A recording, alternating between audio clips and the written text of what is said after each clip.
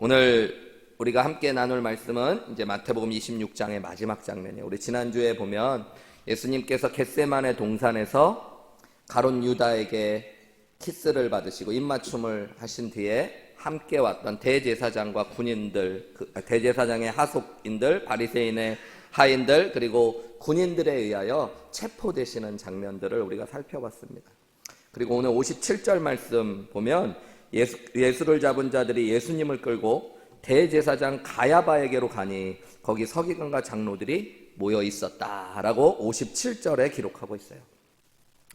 예수를 잡은 자들, 그러니까 예수님을 잡았던 바리새인의 하인들, 가룟 유다와 함께 왔던 로마 병정들, 대제사장의 하인들이 누구를 끌고요?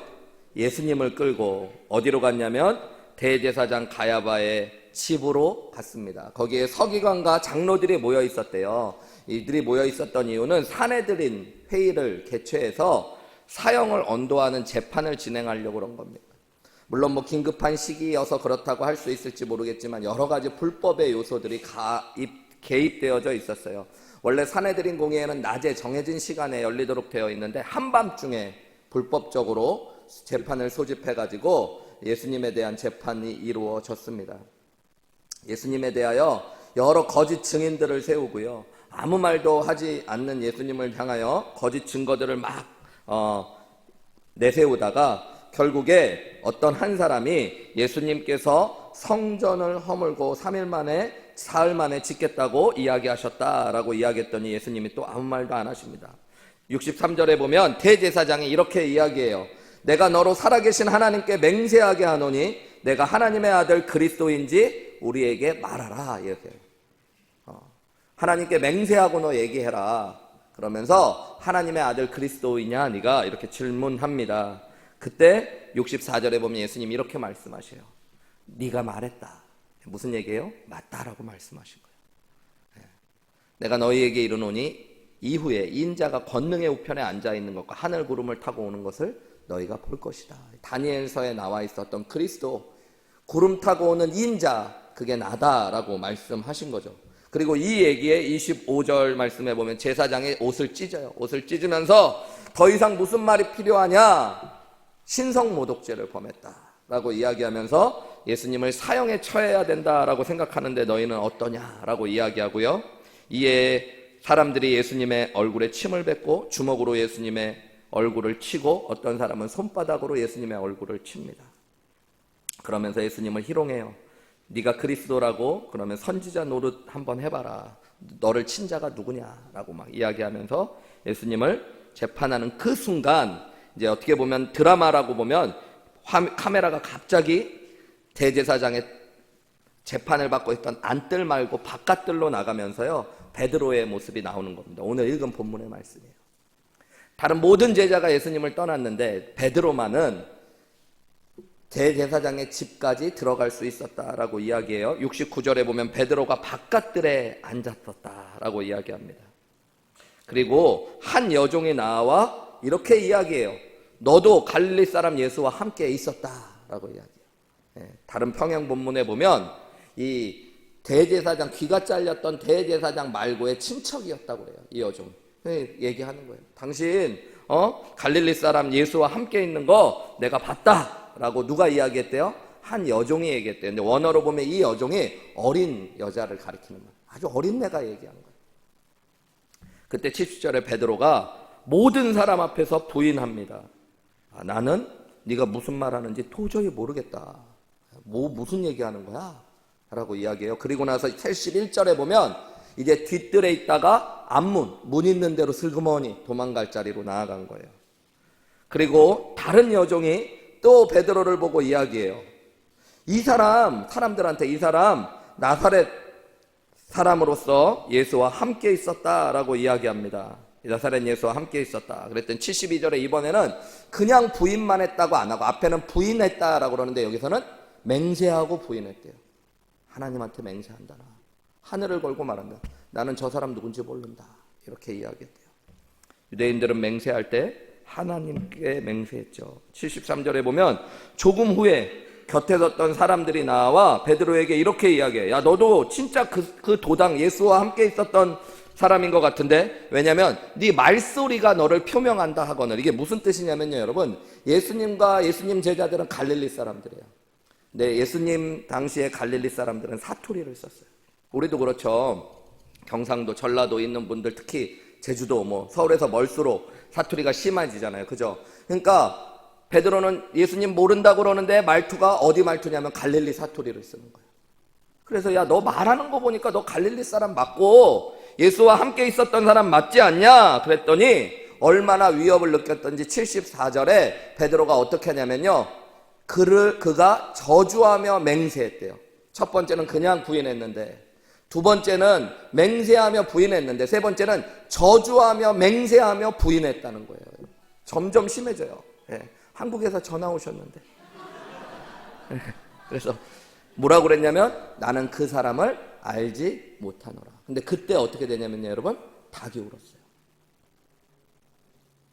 이 75절 우리 같이 한번 읽어볼까요? 시작. 이에 베드로가 예수의 말씀에 닭 울기 전에 네가 3번 나를 부인하리라 하심이 생각나서 밖에 나가서 심히 통곡하니라.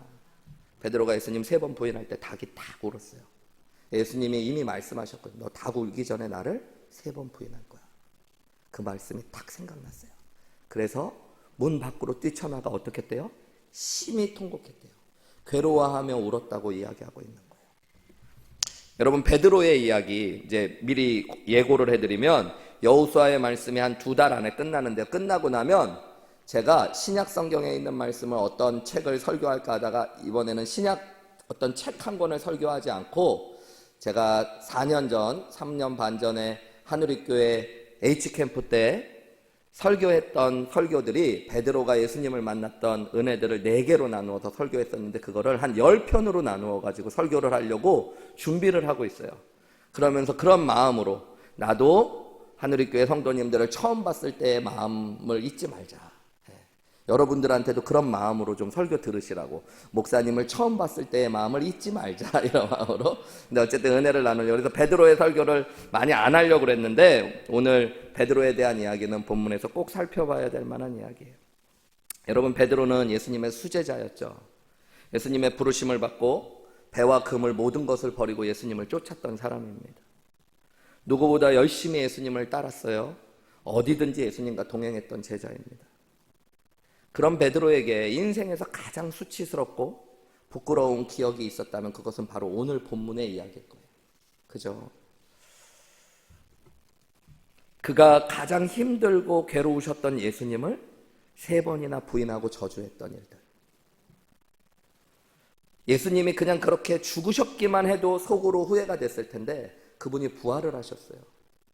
그리고 나타나셔서 함께 하시고 살아서 예수님의 영이 성령 가운데 우리와 함께 하신다는 걸 알 때마다 여러분, 자신이 했던 오늘 예수님이 재판받으실 때 자기의 모습이 얼마나 부끄러웠겠어요. 그죠? 여러분 한번 생각해 보세요. 여러분이 제가 없을 때 저 욕했어요. 막 부인하고 막 함부로 얘기했는데 나한테 그게 걸렸어. 그것까진 괜찮아. 그러고 제가 교회를 떠났어. 하늘의교회 목사님이 아니야. 그럼 괜찮은데 떠날 줄 알았던 목사님이 와서 계속 목회를 해. 그럼 여러분 볼 때마다 얼마나 더 부끄럽고 창피하겠어요. 그죠? 베드로에게 오늘의 사건은 그런 거예요. 만약에 베드로에게 어떤 인생의 사건 하나를 지울 수 있다면, 숨길 수 있다면, 사람들이 알지 않았으면 한다면 하는 일을 뽑으라고 한다면 바로 오늘 있었던 예수님을 3번 부인하고 저주한 일이 이야기가 될 거예요. 그런데 여러분, 이 이야기는 사복음서에 다 기록된 몇 안 되는 이야기 중에 하나예요. 그리고 오늘도 2000년이 지나서도 달라스에 있는 하늘의교회에서도 이야기될 정도로 유명한 이야기가 됐어요. 여러분, 이 사건이 왜 이렇게 알려질 수 있었을까요? 누가 얘기해 줬을까요? 여종이? 예수님이 오셔갖고 부활하고 나서 너희들 그거 아냐? 너희들 다 도망가서 못 봤지만 저 베드로 저놈이 나 3번이나 부인하고 저주했다. 이렇게 얘기하셨을까요? 누가 얘기했을까요? 이 자세한 이야기. 바깥들에 앉아있다. 앞문 앞에 갔다. 그냥 예수님을 부인했다. 맹세하고 부인했다. 저주하고 맹세하고 부인했던 이야기. 한 여종이 나에게 질문했고 또 다른 여종이 질문했고 다른 사람이 이야기했다는 이 자세한 이야기 누가 했을까요? 베드로가 했을 거예요. 여러분, 왜 베드로는 이 이야기를 이렇게 이야기했을까? 자랑스러운 이야기도 아닌데. 오늘 우리가 생각해 보아야 될 첫 질문이에요. 이 이야기 속에 베드로가 꼭 알려주고 싶은 이야기들이 있었던 거예요. 그리스도인들에게, 그리고 믿음 생활을 하는 모든 제자들에게 잊지 말아야 될 교훈과 예수님에 대한 이야기가 담겨 있기 때문입니다. 그래서 오늘 우리는 베드로의 이야기를 중심으로 오늘 본문을 좀 살펴볼 필요가 있어요. 여러분, 한번 말씀을 잘 이해하려면 우리가 잘 아는 내용이지만 베드로의 마음이 한번 돼 보시면 돼요. 성경이나 드라마 같은 걸 잘 이해하려면 여러분, 주인공의 마음이 되거나 그것에 내 마음을 대입해 볼 필요가 있거든요. 오늘 본문의 말씀에서 봤을 때 베드로의 심정이 여러분의 심정이 된다면 맨 마지막 절 75절에 베드로가 밖에 나가서 심히 통곡했대잖아요. 왜 울었을까요? 그리고 울면서 뭐라고 했을까요, 여러분? 다 설교 듣고 계시는 거죠? 다들 고개를 떨구고 계시고. 그래서 여러분, 베드로의 입장에 대보세요. 막 심히 통곡했다잖아요. 얘 울었네. 그냥 이렇게 남일처럼 보지 말고 여러분이 베드로의 마음이 돼서 본다면 왜 울었겠어요? 예? 미안해서? 예?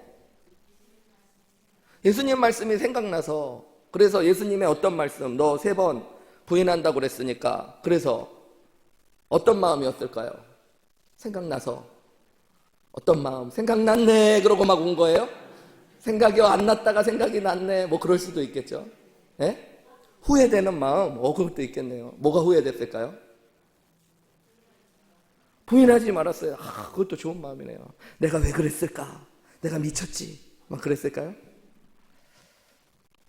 성경에는 나오지 않지만 우리가 몇 가지 생각해 볼 수 있어요. 첫 번째는 자신하지 말았어야 됐는데 라고 후회했을지도 몰라요.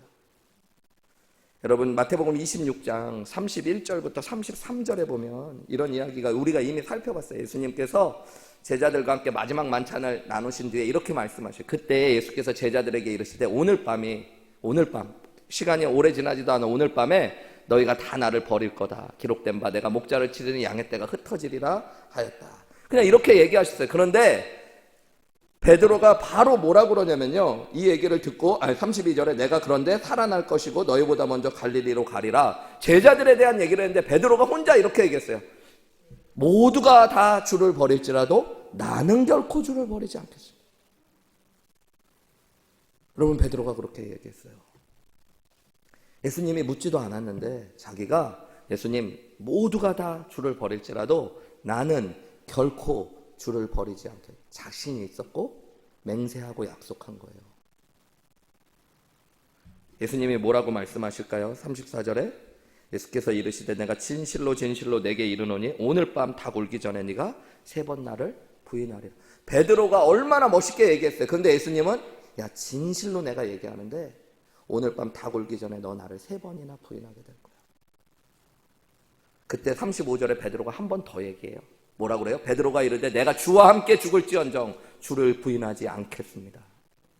목숨 걸고 얘기하는데요, 주님, 저는 주님 부인하지 않습니다. 전 죽어도 그러지 않을 겁니다. 여러분, 예수님을 3번 부인했을 때 내가 그때 왜 그렇게 자신했을까? 내가 왜 그렇게 결심하고 주님 앞에 이야기했을까? 후회됐을지도 몰라요. 그죠? 여러분, 베드로가 이렇게 얘기한 마음이 거짓말이었을까요? 예수님 앞에 예수님, 제가 목숨 걸고 얘기하는데 주님 부인하지 않아요. 다른 사람은 다 부인해도 저는 결코 예수님 부인하지 않습니다. 그 당시에 베드로의 마음은 100% 진심이었을까요? 아니었을까요? 100% 진심이었을 거예요. 문제는 뭐였을까요?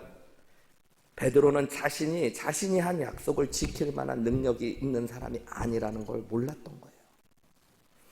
자신의 마음을 유지할 수 있지 않다는 것도 몰랐던 거예요. 위협이 오면 작은 소녀 앞에서도 내 목숨을 부지하기 위해서 자신의 목숨을 얼마나 소중히 여기고 얼마나 겁이 많고 이기적이고 나를 먼저 생각하는 사람인지 베드로는 몰랐던 거예요. 약속과 각오, 그건 참 좋은 것 같지만 여러분, 그것이 때로는 우리를 더 부끄럽게 할 때가 있어요. 우리도 그렇잖아요. 주님 앞에 어떨 때 은혜 받으면 주님, 나의 생명 주께 드립니다. 내 인생 주께 드립니다. 이렇게 막 고백할 때 있잖아요. 내 모든 걸 주님께 드립니다. 근데 헌금도 잘 못 드리잖아요. 그런 결심이나 안 했으면 모르는데 얼마나 부끄럽겠어요. 그죠? 베드로의 마음에 그런 마음이 있었을 거예요. 베드로는 또 이런 마음이 들었을지 몰라요. 주님의 말씀에 더 귀 기울여 들었어야 됐을 텐데. 오늘 본문에도 보면 예수님 말씀하셨죠. 너 닭 울기 전에 나 3번 부인할 거야. 주님은 물론 알고 말씀하셨지만 여러분, 이 말씀을 하셨을 때 주님은 경고하신 걸 수도 있잖아요. 그죠? 그런데 베드로는 어떻게 해요? 그 말씀을 들었을 때 베드로의 심정이 되면 여러분 어떠셨을 것 같아요? 내가 막 주님, 다른 사람은 다 몰라도 저는 주님 안 버립니다. 저는 목숨은 걸고 얘기하는데 주님 안 버립니다. 근데 예수님이 야 그래 너 참 귀하다 이렇게 안 해주시고 내가 진실로 얘기하는데 너 닭 울기 전에 날 3번 부인할 거야. 그런 얘기하면 여러분이라면 어떨 것 같아요? 섭섭하지 않을 것 같아요?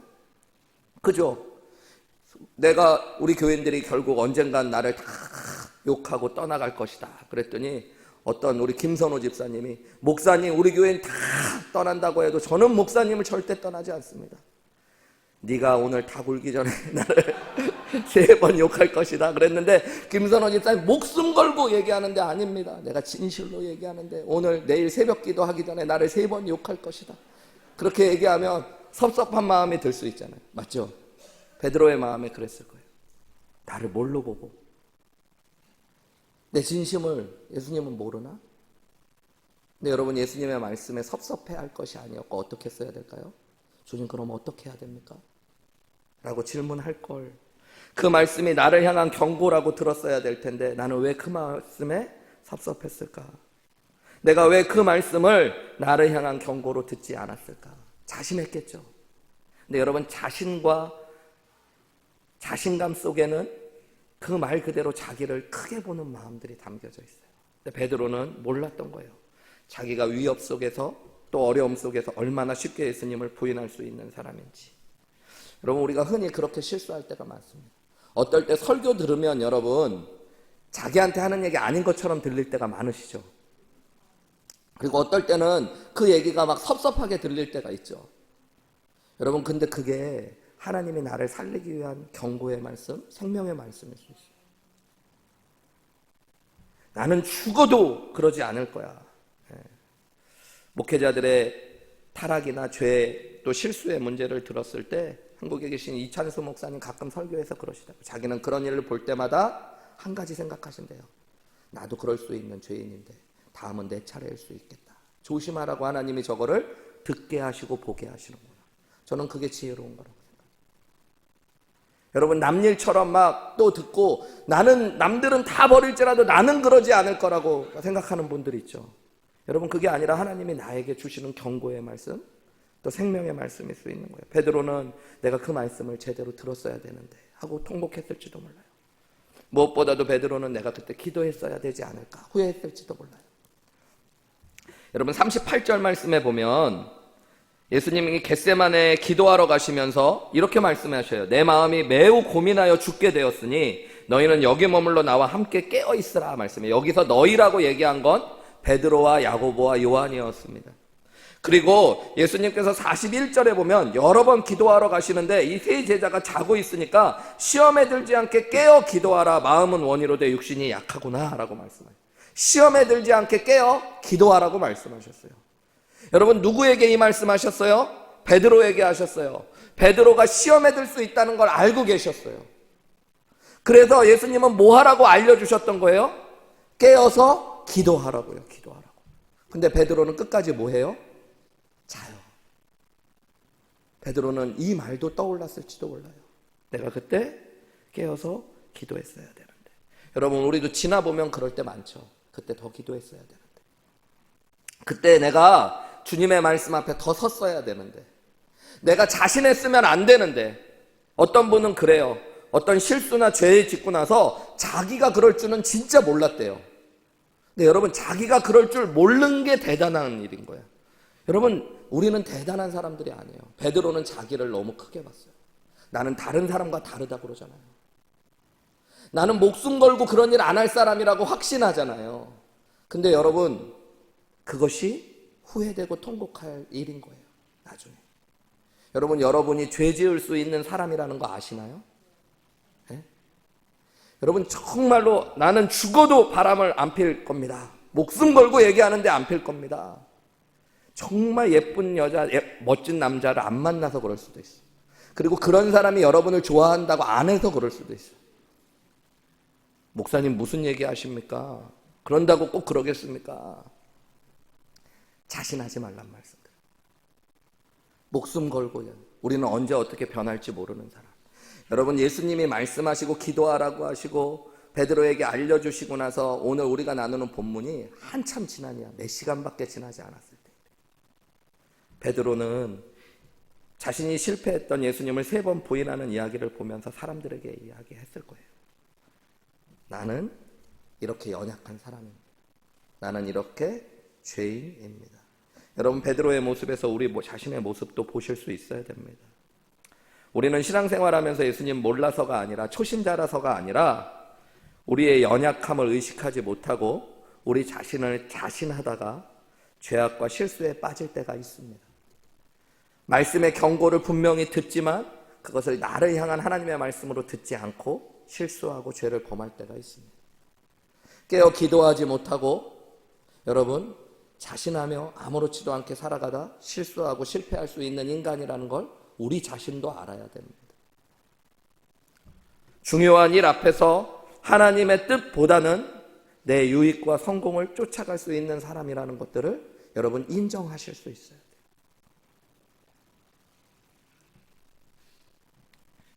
주님께 고백했던 결심과 약속 때문에 여러분 부끄러웠던 적이 있으세요? 내가 옛날에 그런 고백을 했었는데. 진심으로 고백했지만. 여러분, 결혼할 때 서약들 하셨죠? 네. 아무도 결혼 서약 없이 그냥 막 하신 거예요? 그냥 좋아서 막 사신 거예요? 아니죠. 네. 결혼 서약 하시죠? 결혼 서약 주로 다 그런 거 아니에요?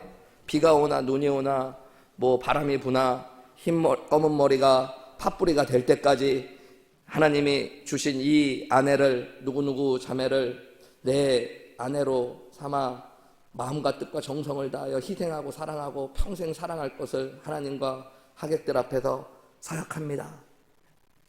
다 그런 비슷한 거 하셨죠? 좀 부끄럽죠? 갑자기 그 생각하니까. 안 그러세요?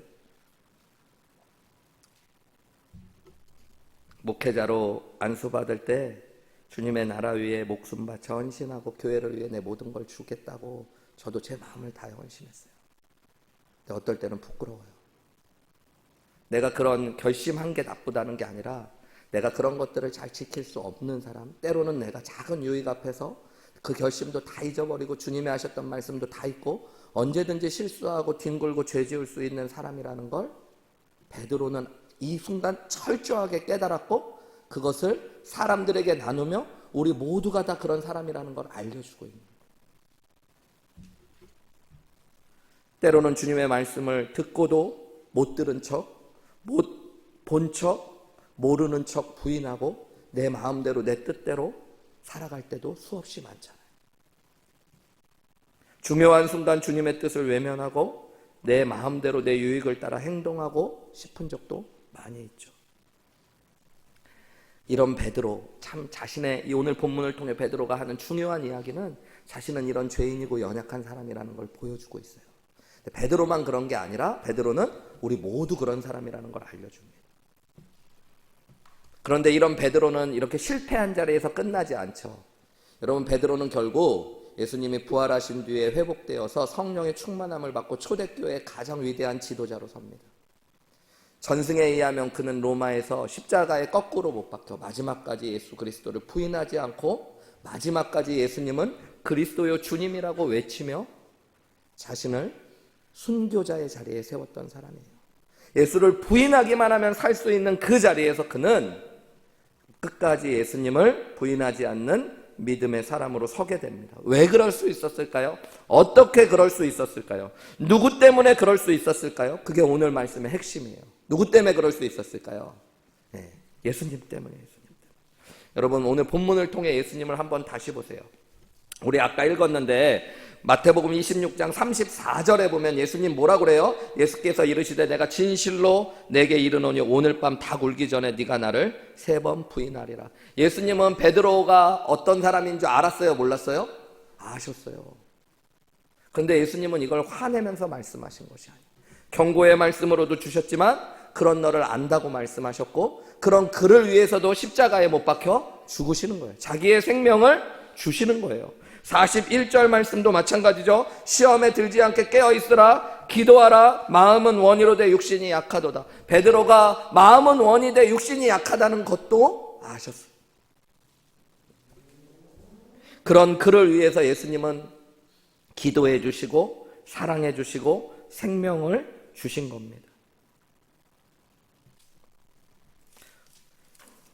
또한 여러분 우리 오늘 본문 바로 앞에 있는 말씀을 한번 다 읽지는 않았는데 제가 빠르게 읽어볼게요. 예수님이 이 대제사장의 집에서 재판받으실 때 어떤 일들이 있었는지, 예수를 잡은 자들이 그를 끌고 대제사장 가야바에게로 가니 거기 서기관과 장로들이 모여있더라. 베드로가 멀찍이 예수를 따라 대제사장의 집에 뜰에까지 가서 그 결말을 보려고 안에 들어가 하인들과 함께 앉아있더라. 대제사장들과 온 공회가 예수를 죽이려고 그를 칠 거짓 증거를 찾았대요. 예수님 앞에 지금 막 증거들을 대는데 다 무슨 증거였대요? 거짓 증거였대요. 거짓 증인이 많이 왔으나 얻지 못하더니 후에 2사람이 와서 이르되 이 사람의 말이 내가 하나님의 성전을 헐고 사흘 동안에 지을 수 있다 하더라 하니 대제사장이 일어나서 예수께 묻되 왜 아무 대답이 없느냐? 이 사람들이 너를 치는 증거가 어떠하냐? 라고. 여러분 한번 보세요. 수많은 사람들이 거짓말로 자신을 막 공격하고 죽이려고 그래요. 여러분 말할 수 있죠. 그런데 예수님은 뭐라고 말씀하고 있냐면 63절에 예수께서 침묵하셨대요. 침묵하셨대요. 하고 싶은 말이 있어도 하지 않으셨어요. 억울하고 속상하고 그 사람들을 공격할 수 있지만 자신을 변호하는 것들이 아니라 예수님은 침묵하셨습니다.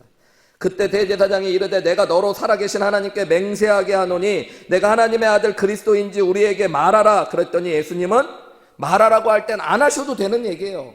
그런데 예수님은 그때 내가 말하였나니 내가 너희에게 이르노니 이후에 인자가 권능의 우편에 앉아있는 것과 하늘 구름을 타고 오는 것을 너희가 보리라 라고 말씀하셨어요. 자신을 부인하지 않고 증거하시고 십자가의 길을 걸으십니다. 여러분 예수님께서 자신의 사명을 거부하고 부인하지 않으셨기 때문에 구원이 이루어졌다라고 이야기합니다. 누가복음 22장 32절 말씀도 한번 볼게요. 누가복음입니다. 여러분 평행본문 누가복음에 보면 예수님께서 베드로에게 야, 너 나를 부인하게 될 거야 하면서 하셨던 말씀이 있어요. 그러나 내가 너를 위하여 내 믿음이 떨어지지 않기를 기도하였느니 너는 돌이킨 후에 내 형제를 굳게 하라 라고 경고하셨어요. 예수님이요 요 앞에 보면 이런 말씀, 사단이 밀가부르듯이 너를 요구했대요. 여러분 사단이 예수님께서 우리를 보호하지 않으면 우리를 밀가부르듯이 그냥 가볍게 데리고 놀 수 있을 만큼 우리는 연약한 사람들. 그런데 예수님께서 베드로를 위해 기도하셨대요. 겟세마네 동산에서 자기만을 위해 기도하신 게 아니라 예수님은 그런 베드로를 위해 기도하셨대요.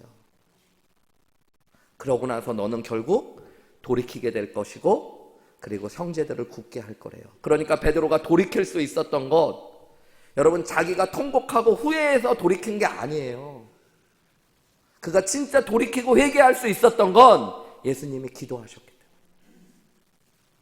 여러분 베드로의 통곡은 그냥 후회였는지도 몰라요. 내가 왜 그랬을까? 내가 말씀을 더 들었어야 되는데, 내가 기도했어야 되는데, 내가 자신하지 말았어야 되는데, 부끄러움일지는 모르지만 그거는 회개와 통곡의 눈물이라고 하기에는 부족한 것이 많았습니다.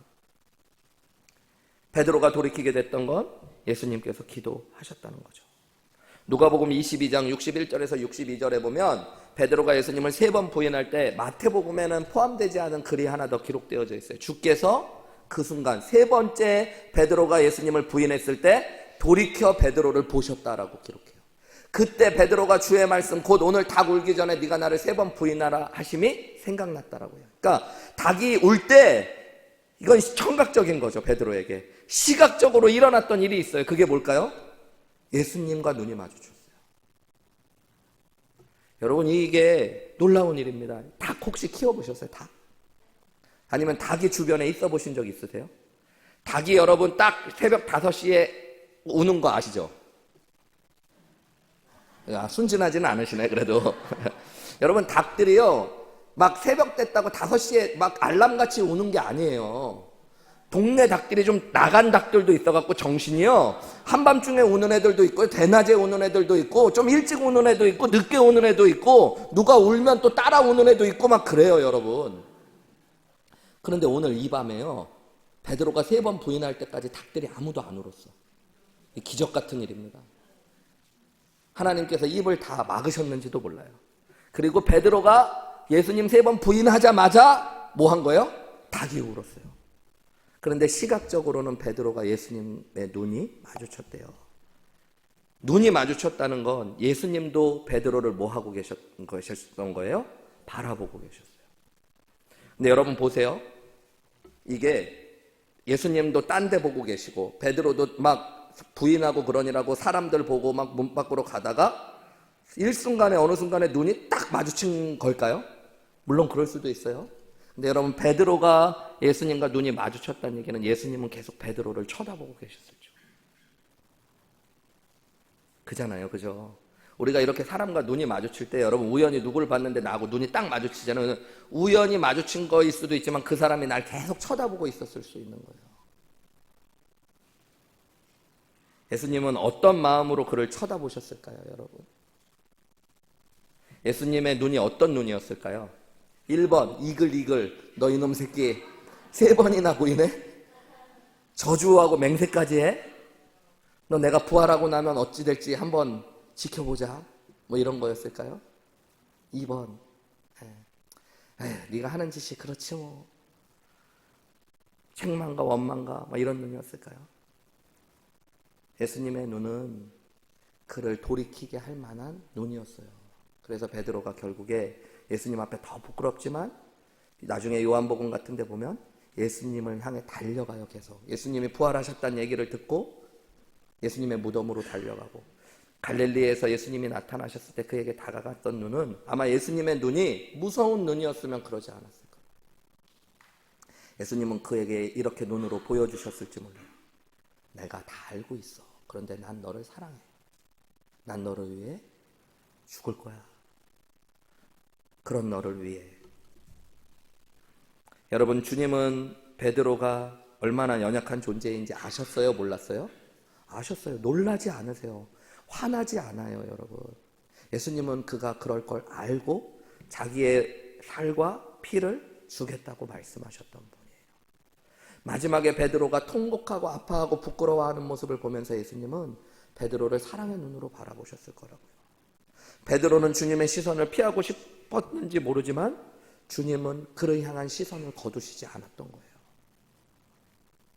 요한복음 21장에 보면 예수님께서 부활하신 뒤에 제자들에게 나타나셔요. 그리고 베드로에게만 특별한 말씀을 하십니다. 처음에는 제자들에게 야 고기가 있느냐 뭐 그물을 깊은 데로 던져봐라 그래서 막 그물을 찢어지게 야 거기 물고기 좀 가져와라 떡도 먹어라 뭐 고기도 먹어라 이렇게 얘기하신 뒤에 15절 요한복음 21장 15절부터 보면요 예수님이 베드로에게만 이렇게 말씀하셔요. 그들이 조밥 먹은 후에 아침을 다 먹은 뒤에 시몬 베드로에게 예수님이 요한의 아들 시몬아 네가 이 사람들보다 나를 더 사랑하느냐. 여러분 이 요한의 아들 시몬아가 풀네임이에요.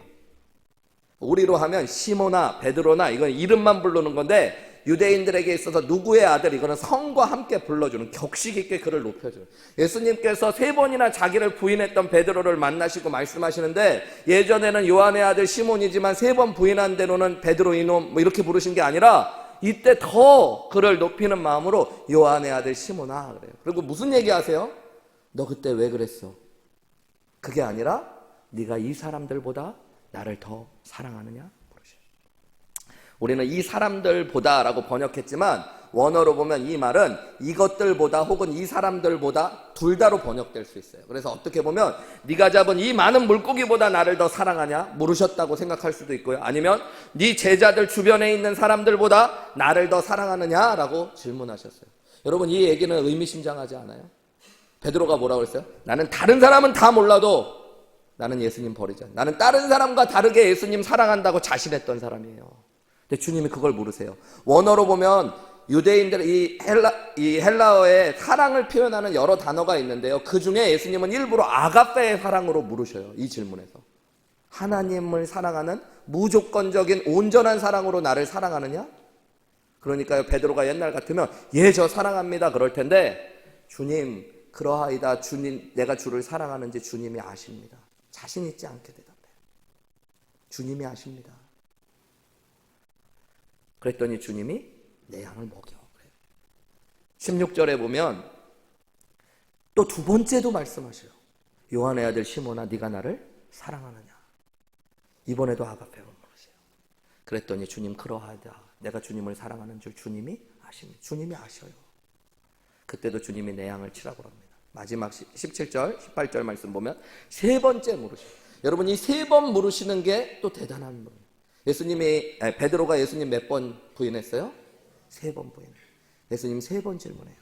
이때는 근데 이렇게 질문하셔요. 필레의 사랑으로, 인간의 사랑으로, 오정과 같은 사랑으로 너는 나를 사랑하느냐? 이렇게 질문하니까 베드로가 네가 나를 사랑하느냐고 세 번 질문하시는 예수님의 질문에 근심하기 시작해요. 그러면서 예수님께 진짜 대답을 합니다. 그게 뭐예요? 앞에는 그러합니다 그랬는데, 주님 모든 것을 아시오매 내가 주님을 사랑하는 줄을 주님께서 아시나이다.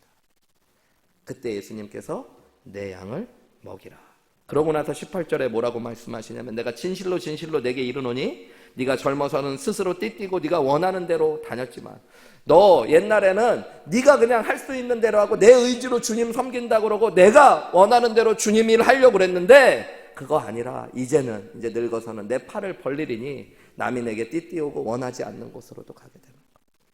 그럴 때 진짜 주님의 종이 되고 주님께 쓰임받는 사람이 된다라고 말씀해 주시는 거예요. 여러분, 언제 우리가 주님 앞에 쓰임받을까요?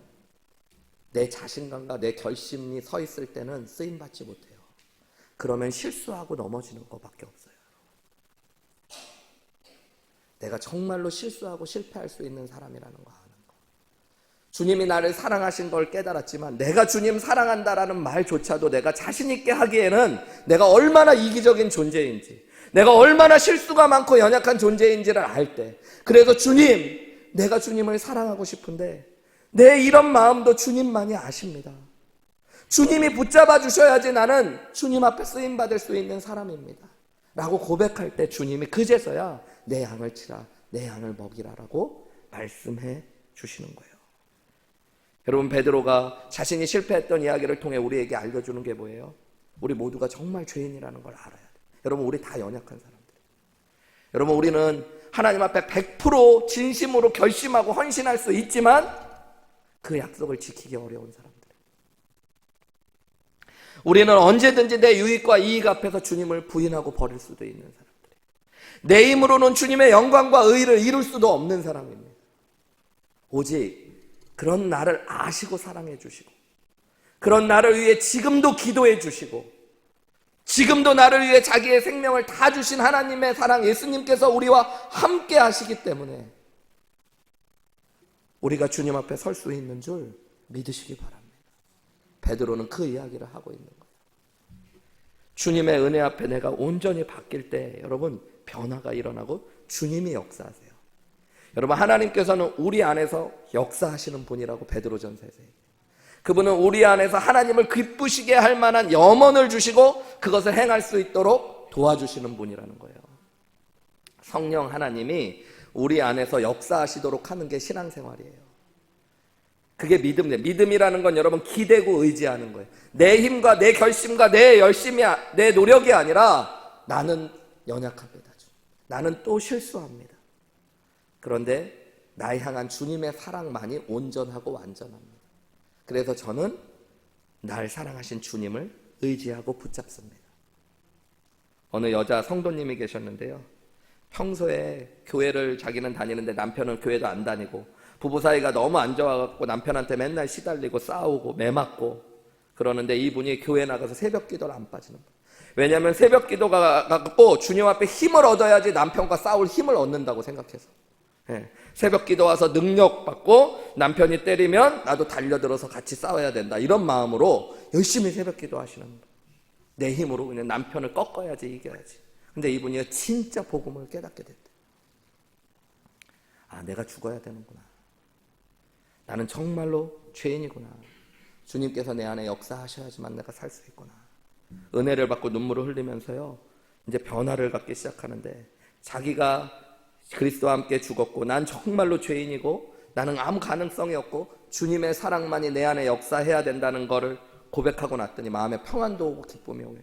하루는 남편이 또 술을 먹고 와서 시비를 걸고 자기를 막 때리는데요. 어느 때가 옛날 같으면 여느 때 같으면 눈을 똑바로 뜨고 막 죽여 막 이렇게 덤벼야 되는데 이분이 주여 이렇게. 남편이 주견 줄 알았는데 주여가 자꾸 나오니까 음성도 바뀌어가지고 죽여 이게 아니라 주여 이렇게 내니까 남편이 순간 이렇게 때리다가 내가 지금 때리는 게 내 아내 맞나? 이 사람이 좀 제정신인가? 이래갖고 자기가 잘못해서 주님을 때린다는 생각이 들더래요. 이 남편이. 이거 벼락 맞을 것 같아가지고 손을 탁 내려놓고 아내한테 너 미쳤어? 이렇게 얘기를 했더니 아내가 여보 그러는데 이게 옛날 야봐 이것도 아니고 여보 막 한 번도 들어보지 못한 음성으로 아내가 얘기를 하는데 여보 나 안 미쳤어.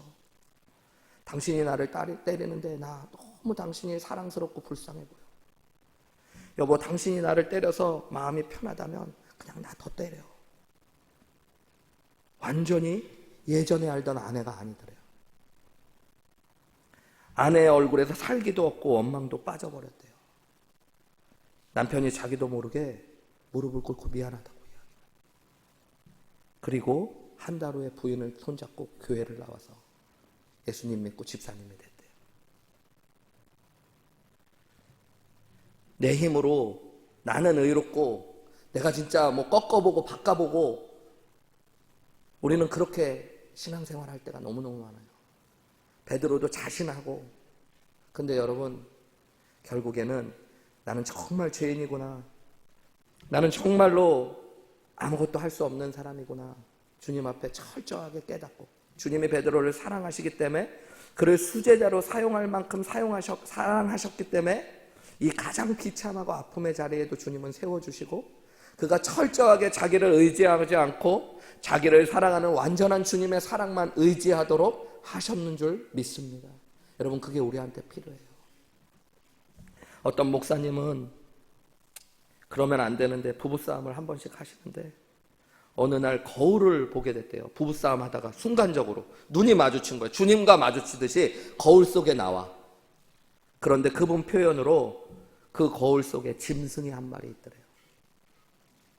자기가 그렇게 악한 줄 처음 보게 되었대요. 그리고 그 거울 뒤에 목사님 집이니까 방에 예수님 사진이 걸려 있었대요. 근데 그 예수님이 보이더래요. 거울 뒤로 예수님의 눈과 또 마주친 거예요. 이분도. 그때 이분이 무릎을 꿇고 한참을 울었대요. 자기는 엄청 목사로서 의로운 줄 알고 자기 아내가 엄청 나쁘다고만 생각하고 싸우고 있었는데 거울로 자기 얼굴을 못 봐서 그런 거지 내가 내 얼굴을 보고 났더니 그런 짐승 중에 짐승이 없고 그런 자기를 사랑의 눈으로 바라보시던 주님의 얼굴이 보이더래요.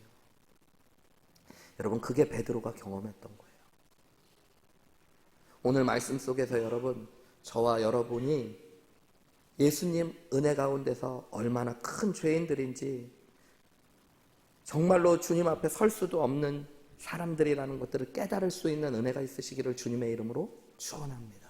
그걸 알아야지 주님의 사랑도 진짜 알게 돼요. 그런 나를 사랑하셔서 사랑의 눈으로 바라봐 주시고 그런 나를 위해 기도해 주시고 그런 나를 위해 자기의 생명까지 다 주신 예수님 그분을 그렇게 만나게 되면 여러분 우리의 삶이 진짜 변화되게 됩니다.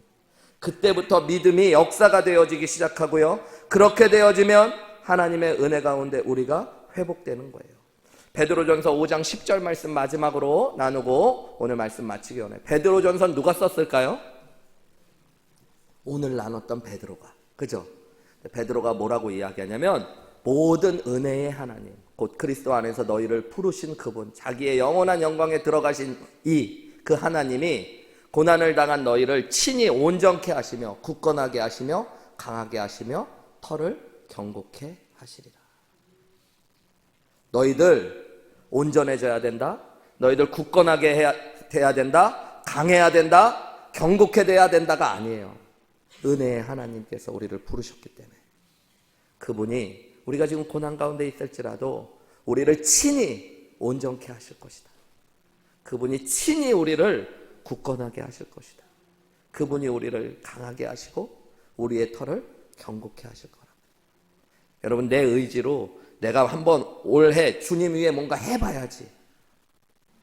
저는 그런 거 잘 안 하거든요. 여러분, 새해만 되면 그런 교회에 있더라고. 새해에 각오 적으라고, 주님 앞에서 뭘로 헌신할지. 여러분, 근데 그거 몇 주 못 가요. 몇 달 못 가고. 내 결심과 내 헌신이 얼마나 연약한지 여러분 다 여러분 여자분들 살 빼려고 결심해 보셨어요? 안 해보셨어요? 오늘도 하신 분 계시죠? 네. 살 빼려면 어떻게 해야 돼요? 이렇게 똑똑하시. 안 먹어야 돼. 맞아. 운동 많이 하고, 그죠? 근데 운동은 안 하고 많이 먹잖아요.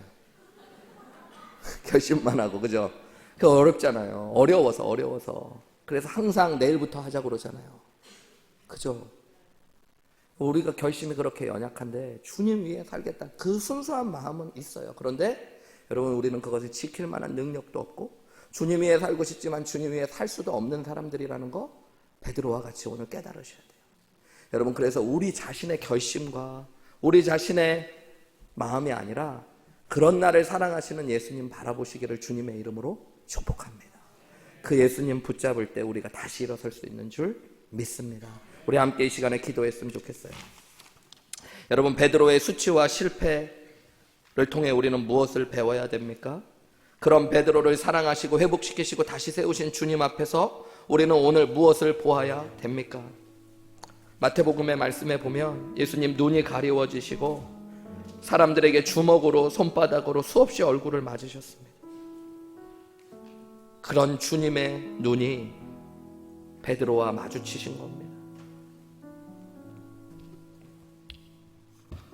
고난 가운데서도 베드로의 약함을 아시고 사랑하시는 예수님의 마음들, 눈들. 여러분, 오늘도 예수님은 그런 눈으로 저와 여러분을 바라보시는 줄 믿습니다. 주님 때로는 또 실패했고 주님 앞에 부끄러운 모습이 많습니다. 그런데 주님은 그런 나를 아시고 사랑하시는 줄 믿습니다. 그런 나를 위해 오늘도 기도하고 계시는 줄 믿습니다. 그런 나를 사랑의 눈으로 지금도 시선을 떼지 않고 지켜보시는 줄 믿습니다. 여러분, 주님과 눈을 마주치십시오. 실수와 실패, 나 자신에게서가 아니라 눈을 들어 그런 나를 사랑하시는 주님을 바라보며 주님의 눈 앞에서 다시 주님 앞으로 회복되는 놀라운 저녁 되기를 주님의 이름으로 축복합니다. 주님 앞에 회복의 은혜를 달라고, 주님만 의지할 수 있는 믿음을 달라고 우리 이 시간에 함께 기도하며 나아가시겠습니다. 기도하시겠습니다.